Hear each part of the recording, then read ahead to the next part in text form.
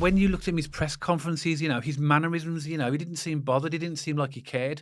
And I know that's probably part of his personality. You never see him wearing the Blues badge. He never had like Tony Mowbray and John Eustace. They'd have the Birmingham City badge on their chest. Yep. Even the undefeated logo. He didn't. If you looked at that press conference, one of his press from the outside, you wouldn't even know his Birmingham City manager.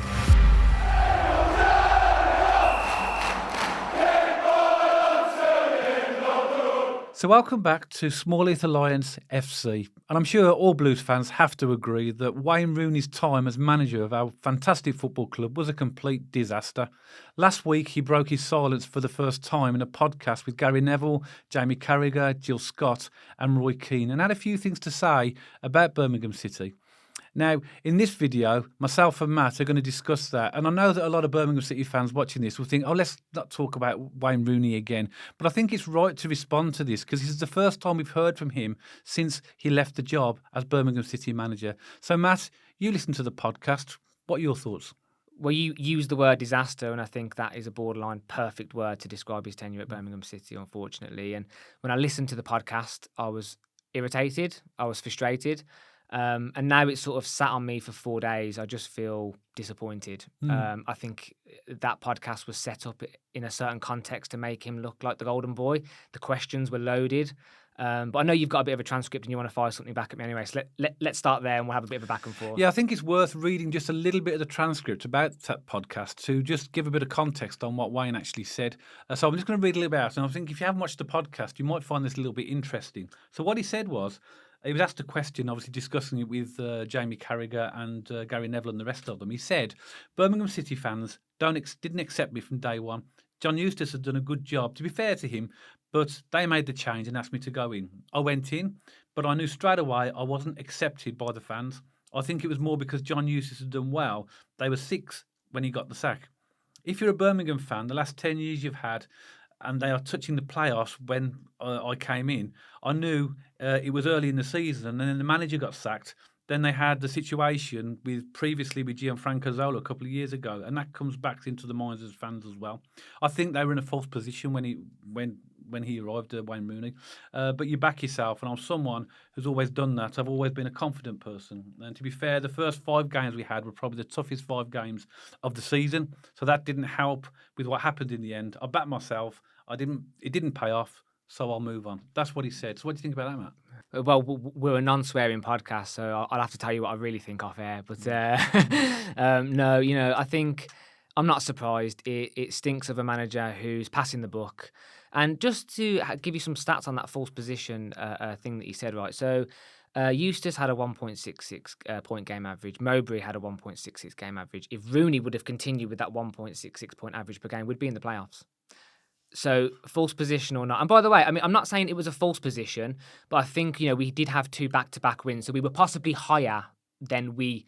I wouldn't say false position. I'd say overachieving for a short little stint in the championship there. I think even this season, if we didn't have Rooney and we'd have stayed with Eustace or Mowbray came in earlier, I still think we're a 10th, 11th, maximum capable team with the team that we have, just being brutally honest there, I think. So I think that's a load of rubbish. I think the fact he said the fans didn't get back on it, didn't buy into him straight away, was a load of rubbish. Me and you went to, season ticket holders, we've been to every home game under Rooney's tenure. We went to quite a few away games.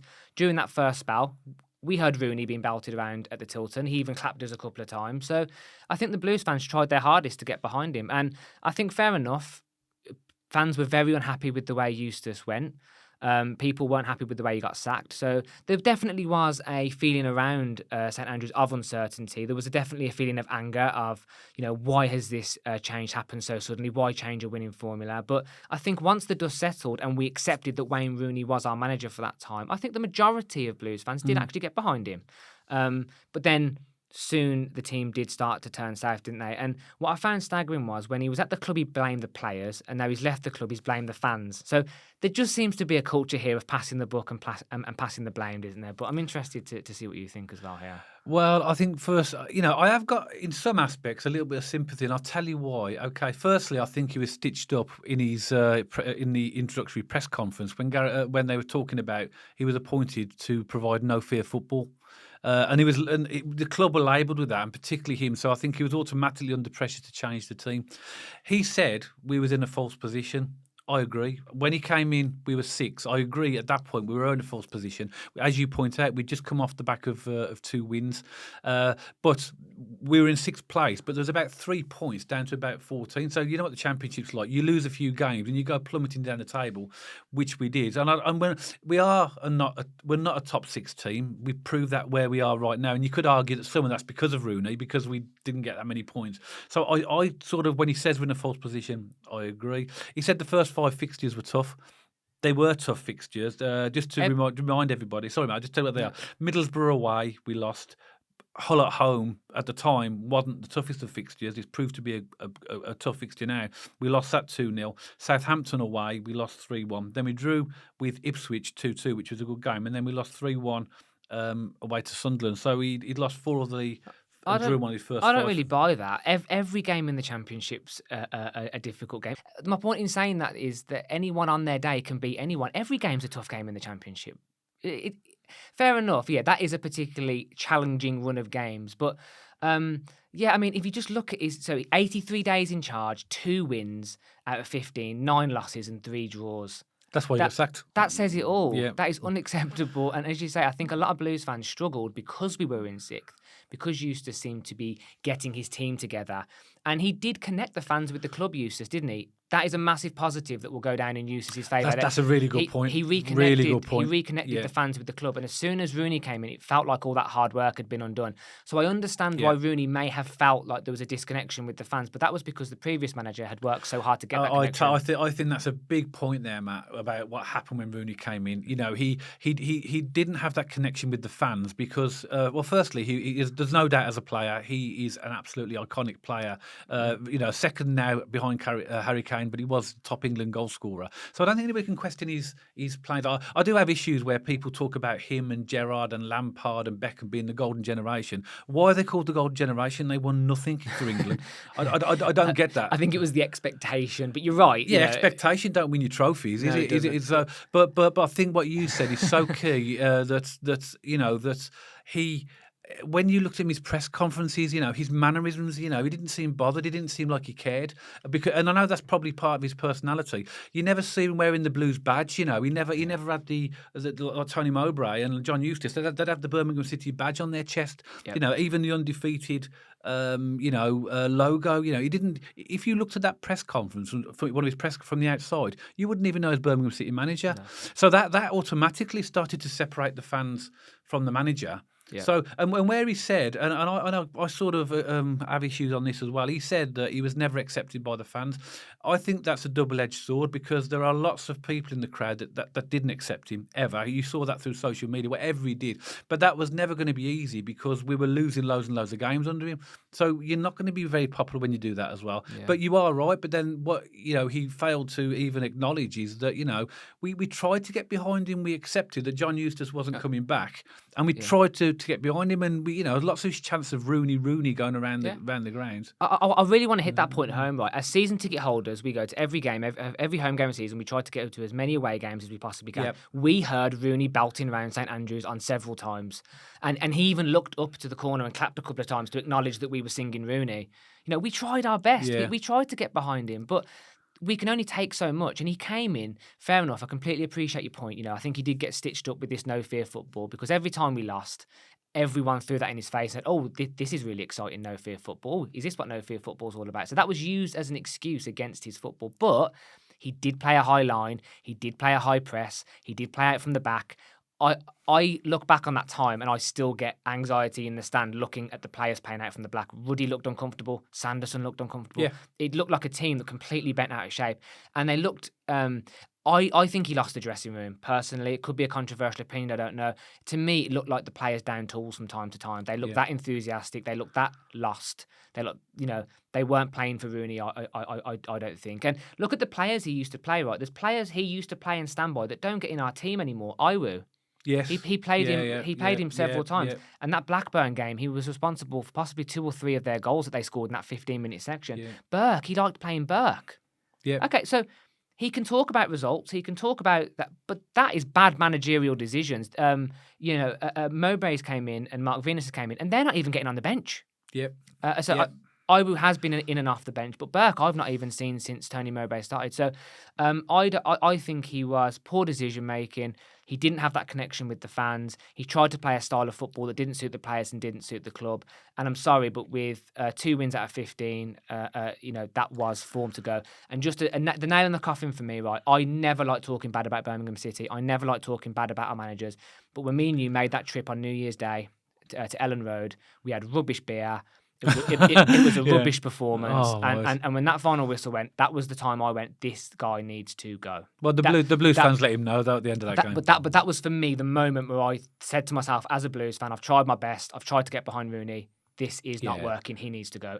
That was so disappointing. I think after Lee's game, Matt, I think, with the way that the fans, turned on him, there was no way back after that anyway. So it was only a matter of time. Yeah. But the thing that disappointed me the most about that podcast that he did, all the things you've just mentioned, he mentioned everything about this and that, but he did not take any accountability for the fact that he was the manager of Birmingham City. He put the team out, he set them up, he coached them, and I'd like to have seen some form of, I have made mistakes, I should have done this or I should have done that, but nothing at all. No. It was all like, this happened and that happened, but no accountability. And that's what disappointed me the most. And they were egging him on. Roy Keane, Jamie Carragher, and the other two were egging him on. They were giving him loaded questions. They were giving him the answer in the question. They were setting him up to almost. I wouldn't be surprised if they'd given him the script of the questions before the podcast even went on air. Yeah, but I felt like they were putting him on a pedestal and almost giving him. Roy Keane said several times, but you're off the mark now. You've kind of, you've got your experience. And Rooney was talking about he's got his Derby experience, his